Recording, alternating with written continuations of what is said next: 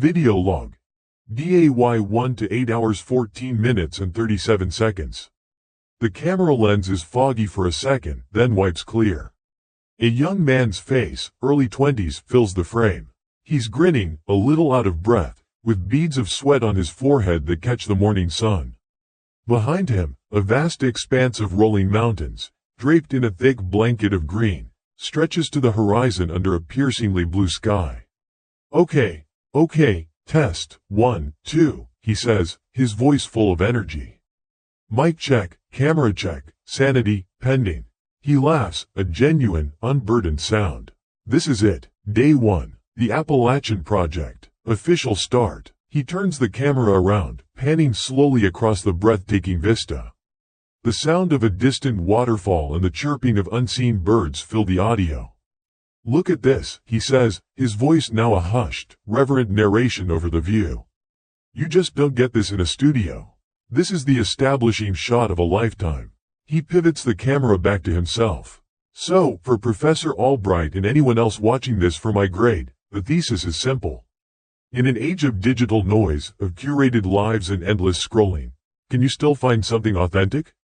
Can you disconnect to reconnect?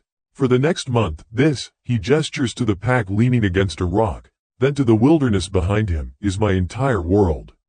No cell service, no social media, just me, my gear, and about 2,000 miles of dirt.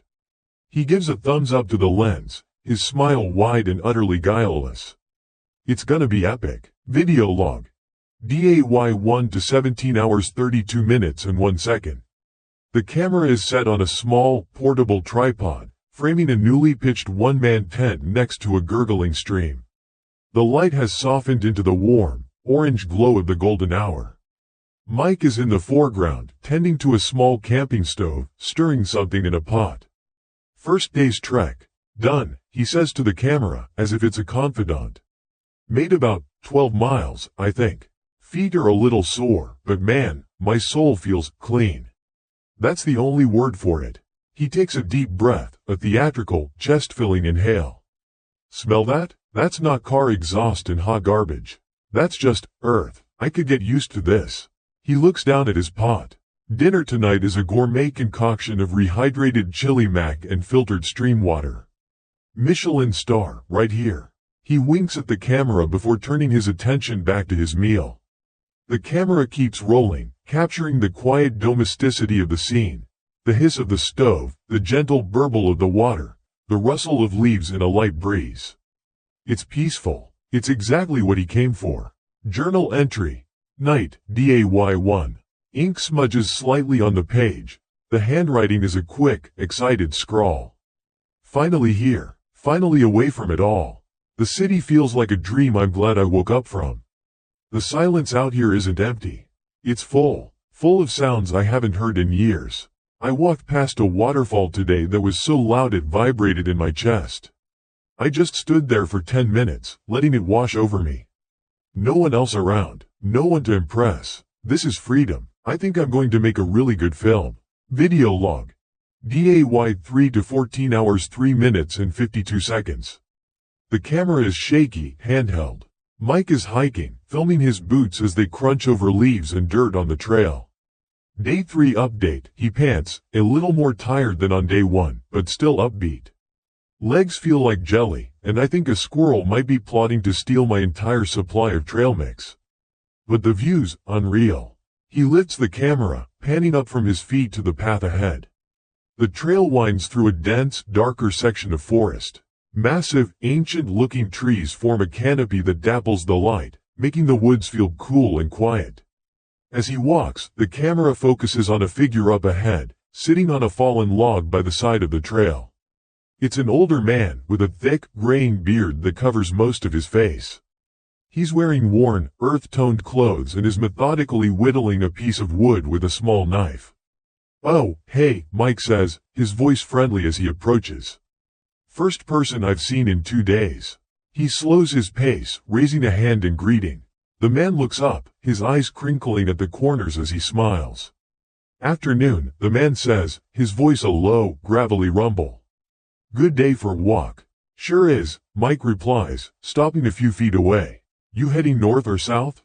Oh, I'm not really heading anywhere, the man chuckles, a dry, rustling sound. I'm just here, been an old friend of these mountains for a long, long time. He holds up the half-finished object in his hand. It's a small, stylized figure of a bird. Just passing the time. Wow, that's really cool, Mike says, genuinely impressed. He lowers the camera slightly, but it's still on, pointed at the ground between them. You're good at that. You pick things up. Living out here, the man says. Teaches you patience. Teaches you to watch. So, what's a young fella like you doing out here with all this fancy camera gear? Oh, it's my senior thesis for film school, Mike explains, a little bashful. Making a documentary about hiking the trail. The man nods slowly, stroking his beard. His eyes scan Mike's pack, his gear, then Mike himself. It's a quick, appraising glance. Is that so? A film, huh? You out here all by your lonesome, then? Yeah, just me, Mike says with a shrug. Part of the challenge, you know?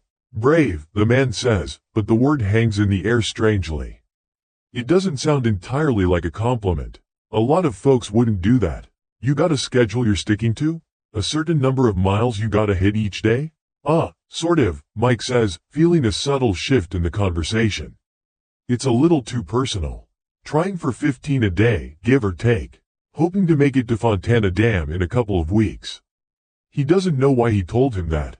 It just came out. The man's eyes never leave his face. Fontana, huh? Ambitious. So you'll be passing through the Smokies soon. That's a wild stretch of woods. Real wild. Mike feels a prickle of unease. He fumbles with his camera, pretending to check a setting on the side-mounted LCD screen. Yeah, journal entry. Night, day 3. I can't get the old man out of my head. It's stupid, I know. He was probably just a harmless old weirdo, one of those lifers who's been out here so long they've forgotten how normal conversations work. But it's the way he looked at me. Not like he was seeing a person, but more like a set of gear. Like he was taking inventory. And the questions. Why did he need to know my schedule? Why care where I was headed? And I just told him.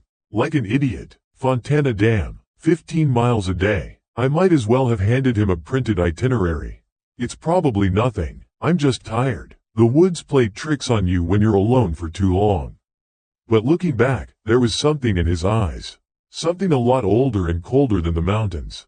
I'm going to make sure the bear canister is sealed tight tonight. I feel like I need to lock more than just my food away. Video log. Day 4 to 9 hours 12 minutes and 44 seconds. The camera lens is focused on Mike's face. He looks tired. The energetic spark from the first day has been replaced by a tense watchfulness. He forces a smile, but it doesn't reach his eyes. Morning of day 4, he says, his voice a little too quiet. Made some coffee. Trying to, get the good vibes back. He pans the camera around his campsite. Everything is packed up except for his mug and a small stove. The forest around him is thick and green, the morning mist still clinging to the low branches. It should be beautiful. Instead, it looks like a place to hide. Slept like crap, he admits, turning the camera back to himself. Every time a twig snapped, I thought, well, He shakes his head, as if trying to clear it. Paranoia. It's a real thing out here. Guess that's part of the authentic experience I was looking for, huh? He attempts a short laugh, but it comes out as a dry, humorless cough. He takes a long sip of coffee. Okay, new plan. I'm going to push it today. Not 15 miles, maybe 18, 20 even. Just want to put some distance between me and yesterday. Get a change of scenery. He looks directly into the lens, his expression serious. Just need to get moving. The camera switches off. Video log. DAY 4 to 13 hours 5 minutes and 17 seconds. The camera is on, but it's hanging from the strap around Mike's neck, pointed down at the trail. The audio picks up his heavy breathing and the rhythmic crunch of his boots on the rocky path. For a few minutes, that's the only sound. It's a steady, determined pace. He's pushing himself hard. Then, his pace falters. He stops. The sound of his breathing is loud in the silence. The camera lifts slowly, shakily. It doesn't pan across the landscape. Instead, it sweeps jerkily from left to right, scanning the dense tree line on either side of the trail. The lens zooms in on a dark cluster of ferns, holds for a second, then zooms out. It pans over to a thicket of rhododendron, the leaves so dense they form a solid wall of green. Nothing moves. Hello? Mike's voice is tense. It's barely louder than a whisper. The only reply is the sound of the wind sighing through the canopy high above. Is anyone there? He tries again, louder this time. Silence. A deep, profound silence that feels heavier than any noise. The kind of quiet that makes the hairs on your arms stand up. Right, he mutters to himself, the camera still pointing into the woods. Squirrels. Just big squirrels. He lets out a shaky breath and the camera drops again, showing his boots as he forces himself to start walking. The pace is faster now. Less rhythmic, more frantic. Video log. DAY 4 to 17 hours 48 minutes and 2 seconds. The camera is set on the ground, angled up. The light is starting to fade, casting long, distorted shadows through the trees. Mike is struggling with a rope, trying to heave his food bag up over a high branch. He's clumsy, his movements jerky with exhaustion and anxiety. Come on, you piece of, he grunts, giving the rope another futile tug. He's back at the same campsite he left this morning. The push for 20 miles failed. His body gave out. He'd circled back, defeated, to the only flattened, familiar patch of ground he knew he could reach before dark. It felt like the worst kind of failure. He hadn't put any distance between himself and his fear at all. He had returned directly to it. He finally gets the bag hoisted and secures the rope to a tree trunk. He leans against it, chest heaving, wiping sweat from his forehead with the back of a dirty hand. He scans the campsite, his eyes darting from the tent to the fire pit to the woods beyond. Everything looks normal, just the way he left it. And that's when he sees it. He freezes. The exhaustion on his face vanishes, replaced by a mask of pure, uncomprehending dread. He takes one slow step forward, then another. The camera stays where it is, forgotten on the ground, but its field of view perfectly captures the scene. There, placed in the exact center of the large, flat rock he uses as a makeshift table, is a small object. It's a little figure, no bigger than the palm of his hand, skillfully woven from stripped twigs and lashed together with blades of grass. It's a bird. Its wings are slightly upswept, its head cocked to one side. It's identical to the one the old man was whittling on the trail. It's a message. It's a statement. I was here. While you were gone, I was in your camp. I touched your things. This space you think is yours, is mine. For a long moment, Mike just stands there, staring at it. The world seems to shrink down to that one, impossible object. The sounds of the forest fade away.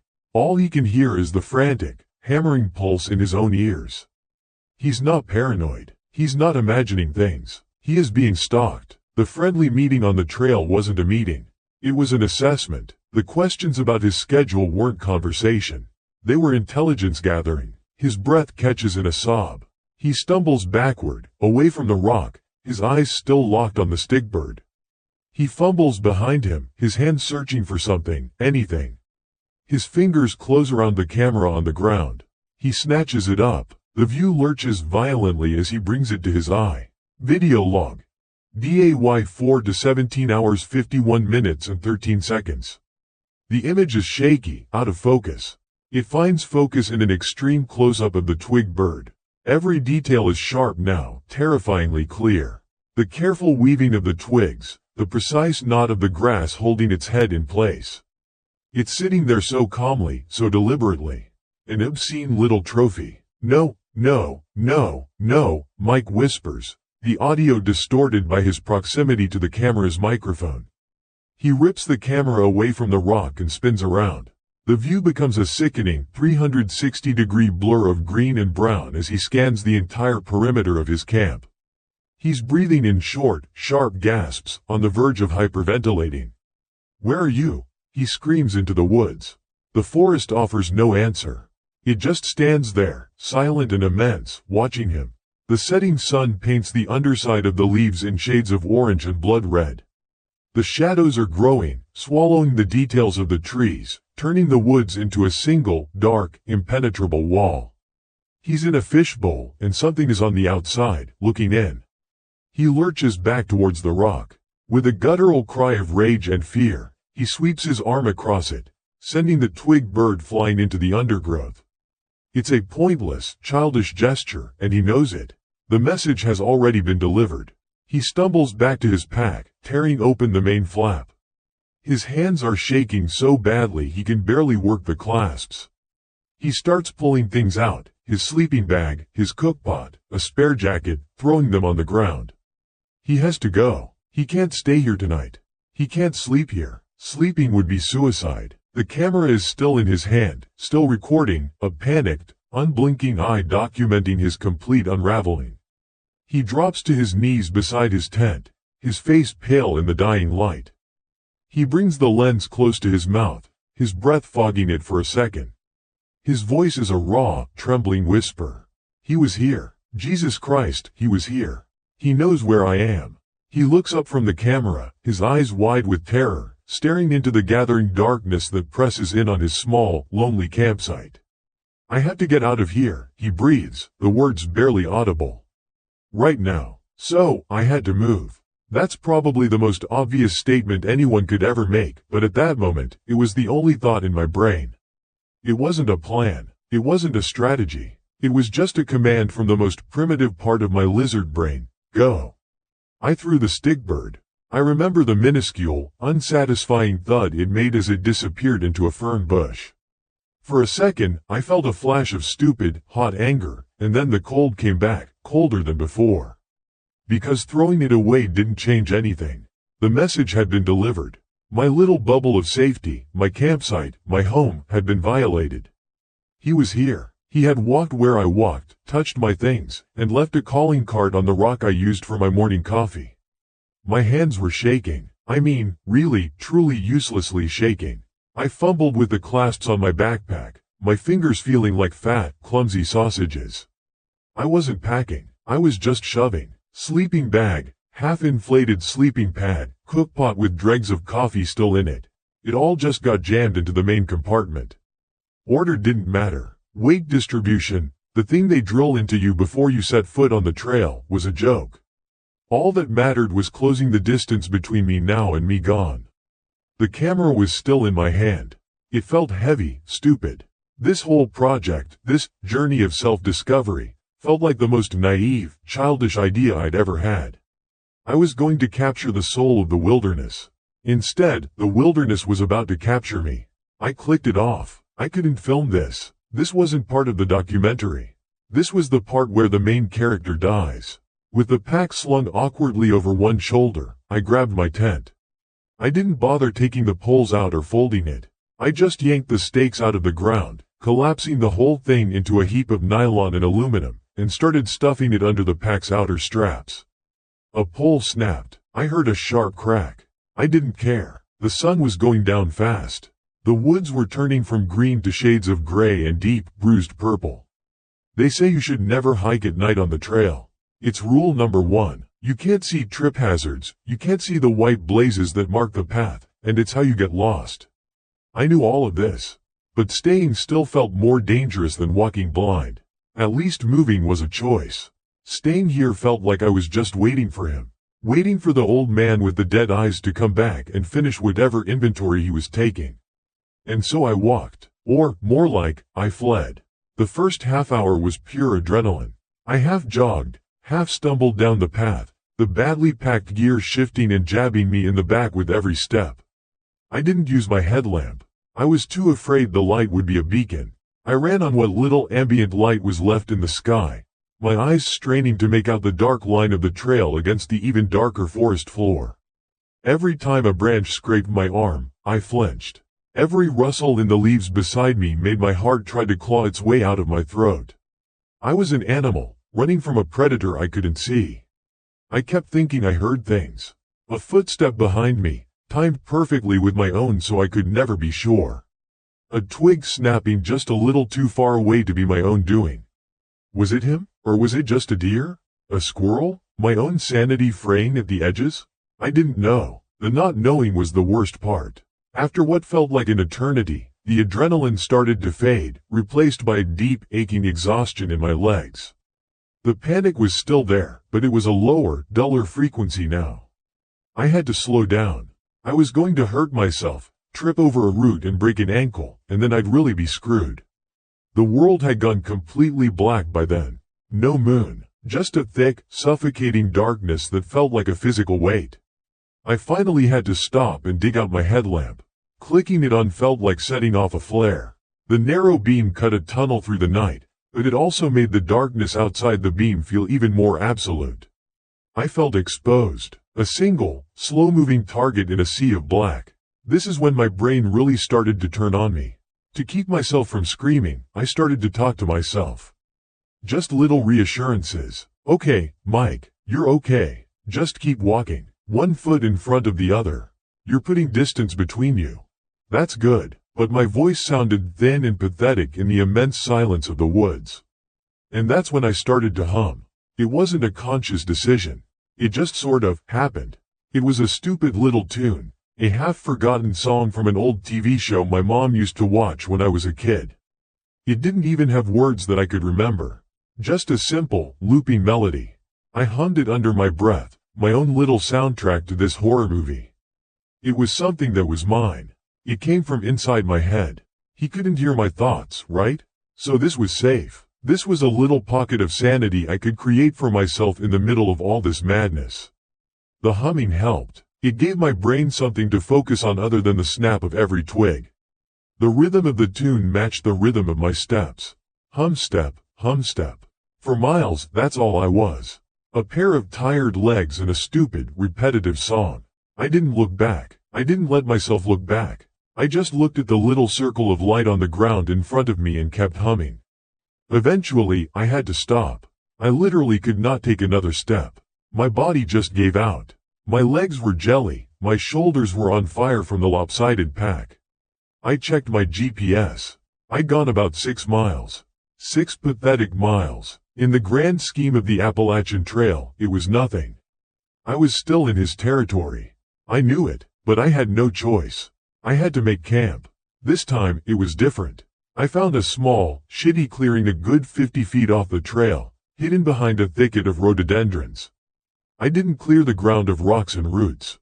I just threw down my footprint, unrolled the crumpled mess of my tent, and slid the one remaining good pole and the one snapped pole into the sleeves. The tent sagged on one side, looking wounded and pathetic. It felt appropriate. I didn't cook. The thought of the smell of food carrying on the night air was unbearable. The thought of a fire was even worse. A fire would be a giant, "I am here" sign for the whole damn forest to see. So, no fire. No light, other than the red light setting on my headlamp, which they say preserves your night vision. I crawled into the tent, not even bothering with my sleeping bag, and just lay on top of it in my grimy, sweat-soaked clothes. I zipped the tent shut. That little zzzzzzzip of the zipper was the loudest sound I'd ever heard. It sounded so final. I was sealed in, safe, or trapped. I couldn't decide which. My heart was still pounding. I lay there in the dark, straining to hear something, anything, over the blood roaring in my ears. The night was alive with sound, but it was the normal sound of the forest. The rhythmic, electronic chirping of crickets and katydids, the occasional hoot of a distant owl, the whisper of a breeze high up in the canopy. For a while, I let myself believe I was okay. I had run. I had hidden. Maybe, just maybe, I had gotten away. I was just another hiker, camped for the night. Anonymous. Invisible. I must have been lying there for an hour. Maybe 2. I couldn't sleep. My body was exhausted, but my mind was a tripwire. Every nerve was firing. I was listening so hard it hurt. And then I heard it. It started faint. So faint, I thought it was a trick of the wind, or maybe an insect with a weirdly melodic chirp. It came from somewhere out in the darkness, beyond my pathetic little campsite. It was a whistle. Clear, low, and perfectly on key. It was a simple, looping melody. The same stupid, half-forgotten tune I had been humming for hours as I stumbled through the dark. My blood went cold. I mean, literally. It felt like all the warmth in my body just drained into the ground beneath me. I stopped breathing. I didn't move a muscle. I just lay there, frozen, my ears screaming. It couldn't be. It had to be a coincidence. It had to be. Maybe it was a common song. Maybe another hiker was camped nearby, someone who also grew up watching the same old TV shows. It was possible. Improbable, but possible. My brain was desperately trying to find a normal explanation, a life raft to cling to in this ocean of fear. The whistling stopped. The normal sounds of the forest rushed back in to fill the void, and the silence it left behind was 100 times more terrifying than the sound itself. I let out a breath I didn't realize I'd been holding, my chest aching. See, I told myself. It was nothing, just some guy. He's gone to sleep. It's okay. But he hadn't gone to sleep. The whistling started again. This time it was closer. Much closer. It was just outside the rhododendron thicket. And it was slower this time. Deliberate. Each note was drawn out, as if for emphasis. As if to say, yes. You heard me right. This is for you. There was no more room for doubt. No more coincidence. This wasn't another hiker. This was him. He hadn't just followed me. He had been close enough, for hours, to hear me humming to myself. He had listened. He had learned my song. My private little charm against the darkness. And now he was using it. He was taking the one thing that was mine and turning it into a weapon. He was playing with me. He was in my camp, and now he was in my head. A sob caught in my throat, a choked, strangled sound. I clapped my hands over my mouth, terrified he would hear it. My whole body started to shake uncontrollably. The forest wasn't a prison. My own mind was. He had found a way inside. The whistling continued, the same 7 notes, over and over and over. A lullaby of absolute terror. I scrambled in the dark for my pack, my fingers searching for the camera. It was the only thing I could think to do. Document it, prove I wasn't going crazy. My hand closed around it. It was still warm from my body heat. I thumbed the power on, switched it to the night vision setting. The world through the small LCD screen turned a sickly, grainy green. I crawled on my hands and knees to the front of the tent, my movements clumsy with sheer terror. The whistling was right there. It felt like it was coming from just on the other side of the thin nylon wall. I slowly, so slowly, raised the zipper with a trembling hand, just an inch. Just enough to poke the lens through. The whistling stopped. The sudden, absolute silence was like a physical blow. I held my breath, pointing the camera into the shimmering green nothingness. All I could see were the ghostly shapes of leaves and tree trunks. Nothing moved, but he was there. I knew he was there. Standing just beyond the reach of my headlamp, just beyond what the camera could see. Watching, listening, waiting. I waited. That's all I could do. Just lie there on the lumpy ground, my face pressed against the nylon mesh of the tent window, camera clutched in my hand like some useless talisman. The sickly green world it showed me was empty. Just leaves, branches, and the deep, suffocating blackness between them. The silence he'd left behind was worse than the whistling. The whistling was a threat. The silence was a question. And I didn't want to know the answer. I must have stayed like that for an hour, maybe more. Every muscle in my body was coiled so tight it ached. My neck, my back, my legs, all screaming in protest. But I couldn't move. Moving meant making a sound. Making a sound meant confirming I was in here. And while he obviously knew that already, doing anything to acknowledge him felt like surrendering. The sounds of the forest came back, but they were different now.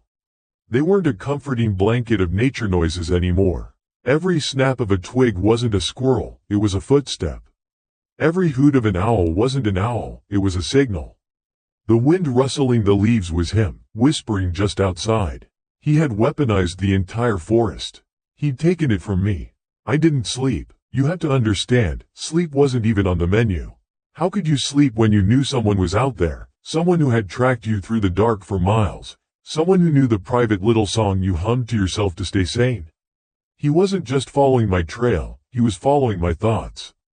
That was the part that was really starting to break my brain.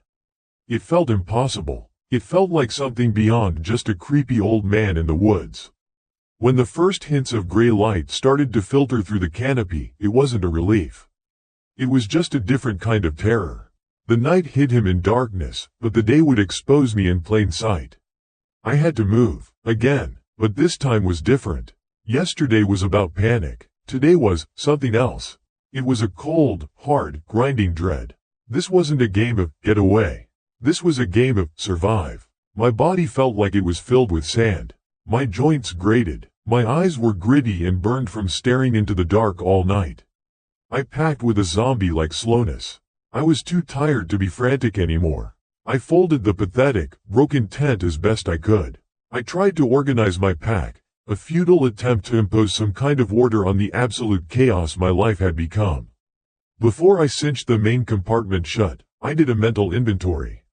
Food, water filter, cookpot, clothes. I paused, my hand hovering over the side pocket where I kept my snacks.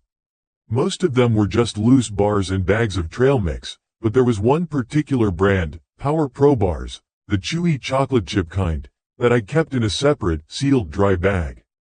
They were my emergency rations, my break glass in case of absolute misery, food. I remember specifically rolling the top of that dry bag down and clipping it shut 2 days ago. I patted the outside of my pack. I could feel the lumpy, rectangular shapes through the fabric. Still there. Okay, good. One little thing that was still where it was supposed to be. I zipped every single zipper on my pack. I double-checked them. I pulled on them to make sure they were seated. Then I cinched down every single compression strap until the bag was a dense, hard brick. Nothing was getting in or out of that thing without a serious effort. It was a small act of defiance. A small way of saying, you don't get to touch my stuff. It was stupid, I know, but it was all I had. I didn't eat. I didn't make coffee. I just shouldered my pack and started walking, moving as soon as there was enough light to see the white blazes on the trees. The plan, if you can call it that, was to be unpredictable. Don't stop for breaks at the usual spots. Hike faster than a normal pace. Push through the pain. The trail guide says the next shelter is about 14 miles from my rough position. A normal hiker would take most of the day. I was going to do it in half that, even if it killed me. My thinking was, he's just a man. An old man, at that. I'm younger, probably fitter. I can out-hike him. I can put so much distance between us that he just gives up. It was a nice thought, anyway. The next few hours were a blur of pain and paranoia. I wasn't hiking anymore, I was fleeing. I wasn't admiring the scenery, I was scanning it, my eyes darting from tree to tree, looking for a flicker of movement, the shape of a man. I kept my head on a swivel. Every time the trail curved, I'd whip my head around, trying to catch a glimpse of him behind me. Nothing. There was never anything, just the empty, sun-dappled trail. The emptiness was almost worse. It meant he was good. He knew the woods. He knew how to stay hidden. My frantic pace, my desperate attempts to be unpredictable, for all I knew, he was just paralleling me 50 yards into the trees, watching me exhaust myself, probably having a good little laugh. My calves burned. My shoulders felt like they had been tenderized with a meat mallet. The sun got higher, beating down on me. Sweat ran into my eyes, stinging them. I had to stop. I was getting sloppy, tripping on roots I should have seen. I ducked off the trail behind a large boulder, slid my pack off and leaned against the cool stone, gasping for air. I allowed myself 3 minutes. I checked my watch. 3 minutes to drink some water and then I was moving again. I unzipped the side pocket of my bag, the one with the snacks. I fumbled around, my fingers searching for anything easy. I pulled out a half-crushed granola bar, tore it open with my teeth, and choked it down without really tasting it. I did another quick check of my pack. The zippers were all still closed tight. The dry bag with the Power Pro bars was still a distinct lump inside the main compartment. Everything was secure. He wasn't behind me. I had run hard. Maybe, just maybe, I had actually done it. Maybe my burst of speed had been enough. The thought was so intoxicating, so full of hope, that it scared me. Hope was dangerous out here. But I held onto it. I shouldered my pack, the weight feeling a little more manageable now, and got back on the trail. The terrain started to get worse. Steeper inclines, more switchbacks. The path became rocky and narrow, with a steep drop-off on one side. It slowed me down, but I figured it would slow him down, too. There were fewer places to hide here. I was coming around one of these tight switchbacks, my focus entirely on my footing, when I saw it. It was lying right in the middle of the path. You couldn't miss it. It was like it had been placed there. It was a Power Pro bar. My whole body went rigid. I stopped dead, my hiking poles digging into the dirt. It was the chewy chocolate chip kind. It was my emergency stash. My first thought, a desperate, pathetic attempt by my brain to protect itself, was that I must have dropped it. Maybe when I stopped for water, maybe it fell out and I didn't notice. But the zippers were all closed. I had checked them. I had just checked them. And the dry bag was inside the main compartment. There was no way for it to just fall out. My heart was hammering against my ribs like a trapped bird. I took a slow step forward. The wrapper was torn open, pulled back messily. And the bar inside was half eaten. A couple of bites had been taken out of the end. The chocolate chips glistened in the sunlight. It had been tossed onto the trail like a piece of garbage. Like someone had finished their snack and just dropped the rest. I stood there, staring at it. The world seemed to shrink down to just that one object. That half-eaten bar of food. The sounds of the forest faded away. My own breathing faded away. He had been in my pack. The thought hit me with the force of a physical blow. It wasn't a guess. It was a certainty. That dry bag, rolled tight and clipped shut, inside a zipped-up compartment under cinched-down straps. He had opened it. He had unzipped my bag, unclipped the dry bag, taken out one single bar, eaten half of it, and left it for me to find. When had he done it? The night before? Had he crept up to my tent while I lay there, frozen in fear, and silently, expertly, opened my pack, which was lying right next to my head? Had he been that close? Close enough to touch me? Or, a new, even more hideous thought began to form. Maybe he didn't do it last night. Maybe he did it while I was distracted, while I was taking a piss off the side of the trail, while I was looking at the map. He could have been that fast, that silent, but none of that was the worst part. The worst part was the realization of what this meant. He wasn't behind me anymore. To place this on the trail, he had to get in front of me. All that running, all that pain and sweat and paranoia, thinking I was escaping him. It was a joke. He had let me run. He had let me tire myself out. And all the while, he had been moving effortlessly through the woods, circling around me, getting ahead of me. He wasn't chasing me. He was hurting me. He owned this trail. He owned these woods. I was just a mouse in his maze, and he was just moving the cheese. I finally moved. I bent down, my hand shaking so violently I could barely control it, and I picked up the bar. It was still soft. It wasn't old. I turned it over in my fingers. I could see the indentations. Ching Shi Da, Ya Kai Da and Ji. He was toying with me. This was the ultimate violation. It wasn't just a stick figure or a whistle in the dark. This was intimate. He'd put something in his mouth that belonged to me, that had been sealed away in the most secure part of my gear, and then he'd left the evidence for me on the path ahead. He wasn't just saying, I can get to you. He was saying, I can get inside your last line of defense. I can take what is yours, and you are completely, utterly powerless to stop me. A sound came out of my throat. It was a sob, I think. Or a scream. I don't know. I threw the bar. I launched it as hard as I could into the woods, down the steep embankment. I saw it arc through the air and disappear into the green. And then I ran. It wasn't like the running before. This wasn't fleeing. This was a complete, mind-shattering breakdown. All logic was gone. All strategy was gone. There was no shelter, no destination, no plan. There was only the raw, animal need to get away from a threat that was suddenly everywhere at once. It was behind me and it was in front of me. There was no escape. I scrambled up the trail, my pack bouncing and slamming against my back. I didn't use my poles. I didn't care about my footing. I clawed my way over rocks, my lungs burning, hot tears streaming down my face, mixing with the sweat and the dirt. While I was running, I did the only other thing I could think to do. I ripped the camera out of its pouch on my shoulder strap, fumbled with the power button, and turned it on. I flipped the screen around so it was facing me. My face filled the frame, a grotesque mask of terror. My eyes were wild, my mouth was hanging open, gulping for air. He's everywhere. I screamed at the lens, my voice cracking and raw. The words were torn out of me. He's everywhere. He was in my pack. He's in front of me. He's in front of me and he's behind me. I stumbled, catching myself on a tree, my whole body shaking. Help me. Somebody, please, help me. Appalachian Trail. Near. I don't know. God, somebody help. I kept running, the camera bouncing wildly in my hand, my own terrified face the last, frantic image of my collapsing world. The trail ahead was just a green blur. I didn't know where I was going. I only knew that I couldn't stop running. You can't do it forever. I don't care how scared you are, how much adrenaline is pumping through you. Your body just gives up. My lungs felt like they were full of hot coals. My legs were a joke, just wobbly stilts that kept threatening to buckle.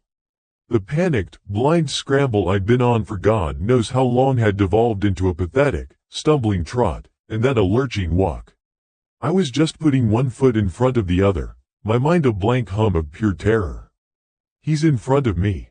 He's behind me. The thought just looped, a broken record in my skull. That's when the world decided to start ending. It began subtly. The sunlight, which had been so bright and mocking just a little while ago, started to dim. The air grew heavy, thick, like you could chew on it. A deep, distant rumble vibrated through the soles of my boots. I looked up through the canopy. The patches of blue were gone, replaced by a bruised, purple-gray ceiling that was moving fast. The wind started to pick up, not a gentle breeze, but a real, purposeful push that hissed through the leaves. It smelled like wet dirt and electricity. A storm. A bad one. In any other situation, this would have been just another problem. Another reason to be miserable. But right then, a sick, twisted part of my brain latched onto it as a form of salvation. You can't track someone in a downpour. The rain would wash away my tracks, my scent. The wind and thunder would cover any sound I made. This was chaos. This was cover. For the first time in what felt like a lifetime, I felt a flicker of something that wasn't pure, distilled fear. It was hope, and it felt just as dangerous. I had to get the tent up. Now, I scrambled off the trail, pushing my way into a thicket of pines that offered a little protection from the wind. My hands were shaking so badly I could barely unclip the tent from my pack. The poles clattered to the ground. I was a mess, all fumbling fingers and ragged breaths. It was a race, me against the sky. I stabbed poles into the wrong grommets, got the rainfly twisted backwards. Every mistake sent a fresh spike of panic through me. He's watching you. He's watching you fail. The first drop of rain hit my cheek. It was cold and fat. Then another, and another. Within 30 seconds, the distant rumble was directly overhead, and the heavens opened up. It wasn't rain, it was a solid wall of water. The noise was instantaneous and deafening, a relentless roar as millions of drops hammered the forest canopy. I finally got the last stake into the soft, wet ground and threw myself and my pack inside the tiny nylon dome, zipping the door shut just as a crack of thunder shook the very air I was breathing. And then, there was only the storm. I sat there, in the green-filtered gloom of my tent, just listening. The sound was overwhelming. It was like being inside a drum during a rock concert.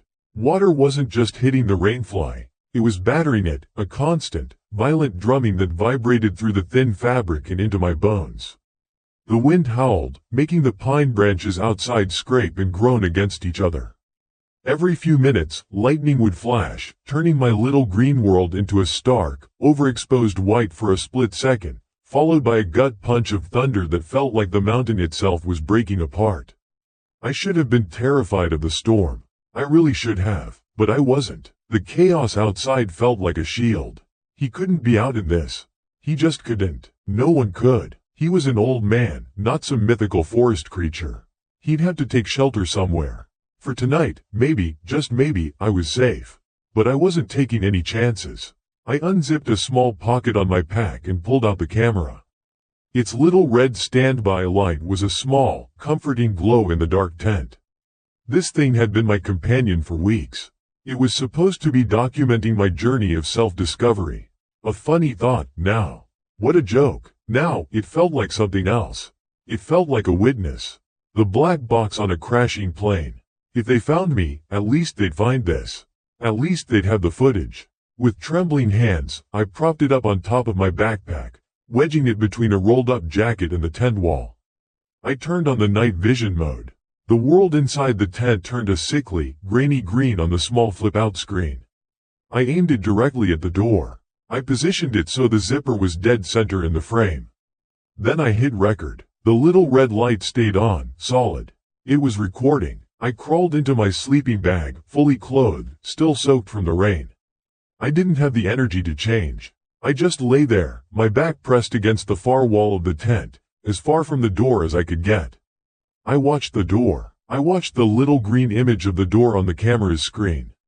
The only sounds were the storm and the frantic, rabbit-fast thumping of my own heart in my ears. Time stretched. It became meaningless. There was only the roar.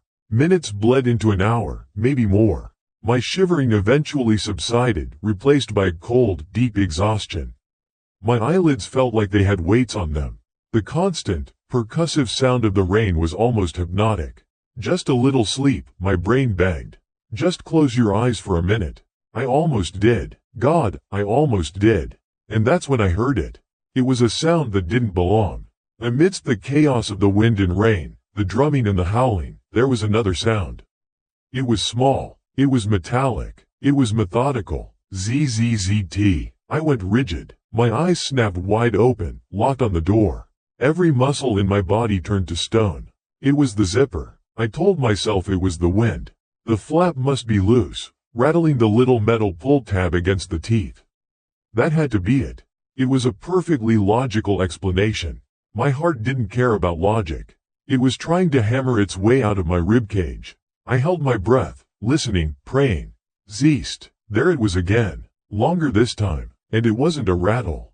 No, this was a slow, deliberate pull. The sound of metal teeth interlocking, one by one, but in reverse, unzipping. From the outside, my blood ran cold. The air in my lungs turned to ice. It couldn't be. It was impossible. He was out there. He was out there in the middle of a torrential thunderstorm, standing right outside my tent. The fragile shield of the storm wasn't a shield at all. It was just noise. It was just cover. For him, the sound stopped. Silence. Just the rain. I lay there, petrified, my eyes burning from staring at the door, trying to see through the nylon. Nothing. Maybe I imagined it. Please, God, let me have imagined it. Zzzzzt. Zzzzzt. Zeet. This time it was unmistakable. A long, steady, horrifyingly patient drag. I could see it now. On the camera's little green screen, and with my own eyes. A dark line was appearing, growing downward from the top of the door's arch. A slit of blackness opening up in my sanctuary. He was opening it slowly. He was taking his time. He knew I was in here. He knew I was listening. This was part of the game. The final part. My mind just broke. All the frantic running, the paranoia, the half-eaten food, it was all just a prelude to this single moment. The moment the monster on the other side of the door decides to come in. There was no thought. There was no plan. There was only a noise that clawed its way up my throat, a sound I didn't recognize as my own. The zipper reached the bottom. The fabric flap hung loose. And the opening was filled. It was a silhouette, a huge, broad-shouldered shape standing in the doorway, framed by the thrashing, rain-soaked trees outside. I couldn't see a face. I couldn't see eyes or a beard or anything. It was just a looming monolith of darkness, perfectly still, cutting off the outside world. He didn't move. He didn't speak. He just stood there, a silent, hulking judgment in the doorway of my tent, letting the rain and the wind blow in over my feet. He was there. The nightmare was real, and it was 2 feet away from me. A scream finally ripped out of me, a thin, pathetic sound that was swallowed whole by an immediate, deafening crack of thunder. My hand, acting on some deep, animal instinct I didn't know I possessed, shot to the utility pouch on my belt. My fingers closed around the cold plastic of my multi-tool. I flipped out the knife blade. It wasn't a weapon for fighting, it was a tool. But it was all I had. I didn't lunge at him. That would be suicide. Instead, I spun around, my back to him, and drove the point of the blade into the wall of the tent behind me. I didn't just cut. I sawed, a frantic, ragged tearing motion. The nylon resisted for a second, then gave way with a sound like ripping paper. I made a huge, ugly, vertical gash, and then I launched myself through it. I fell out of the back of my own tent and into the mud and the fury of the storm. I landed hard on my hands and knees in the cold, slick earth. I didn't look back. I couldn't look back. I scrambled to my feet, slipping, sliding, and ran. I ran blindly into the maelstrom, into the pitch-black, roaring forest, away from the little green tent with its open door and the silent shape standing within it. The camera, abandoned on my backpack, didn't move. Its little red light glowed faithfully in the green-tinted darkness. Its lens remained perfectly focused on the gaping hole in the front of the tent. It recorded the rain lashing in, the jagged, torn flap of the doorway fluttering violently in the wind. For a few more seconds, it picked up the sound, faint but clear under the roar of the storm. The wet, panicked slap of feet on mud and leaves, a choking sob, and then the sounds of my retreat, growing fainter and fainter until they were completely consumed by the storm, leaving only the image of a ripped, empty tent in the silent, patient dark. We get calls about abandoned campsites all the time. 9 times out of 10, it's nothing. Some weekend warrior from the city bites off more than they can chew, gets spooked by a raccoon, and just bails, leaving $100 tent and a half-eaten bag of marshmallows behind. You go up, you document it, you pack it out.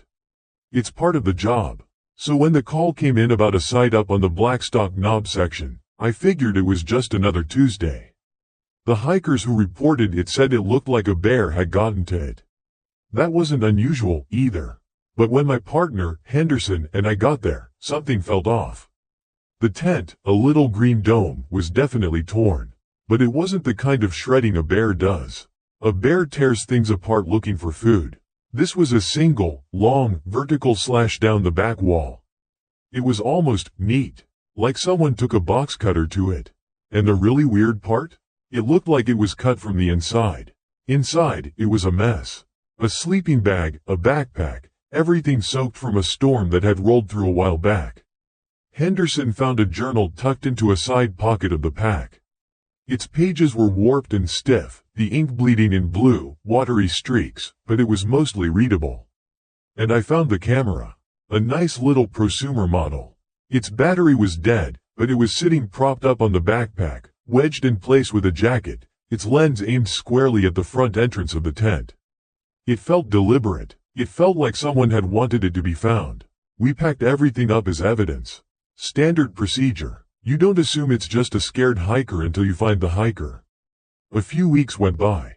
The journal told us the kid's name was Min, a film student. He was doing his thesis project out here, one of those soul-searching journey things. The early entries were full of this bright, almost painful optimism. Then the tone started to change. He wrote about meeting an old-timer on the trail, a guy with a thick beard who asked too many questions. A couple of days later, the paranoia starts creeping into the margins of the pages. He was being followed. He was sure of it. Then, we got the news. A group of thru-hikers found him. They found Min. He was dozens of miles south of his campsite, off-trail, huddled in a rock crevice. He was alive, which, I'll be honest, surprised the hell out of all of us. But alive is a flexible term. He was severely dehydrated, malnourished, his feet were a wreck.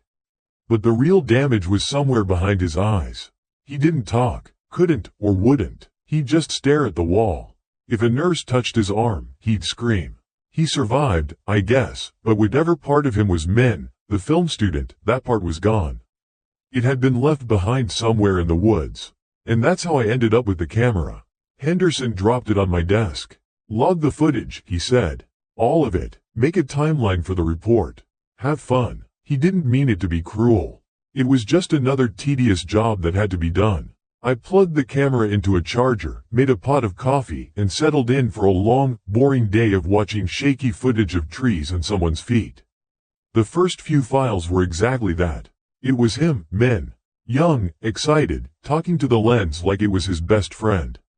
He showed off his gear, talked about how the mountain air was changing his life. He filmed a waterfall for, and I'm not exaggerating, a full 7 minutes. It was pure, unadulterated student film stuff. You almost felt bad for the guy, knowing what was coming. Then I got to the file labeled Day 3. There was the old man, just like the journal described. Bearded, weathered, leaning on a hiking stick. At first, it seemed perfectly normal. 2 guys on the trail, shooting the breeze. Min was friendly, maybe a little naive. He told the old guy his whole plan, where he was from, how long he was planning to be out here. The old man just nodded, and the camera caught this flicker in his eyes. Just for a second, it was this hollow, hungry emptiness. I rewound it 3 times. It was still there. It made the hairs on my arms stand up. I kept watching, file after file. The slow, creeping dread was palpable, even through the tiny screen.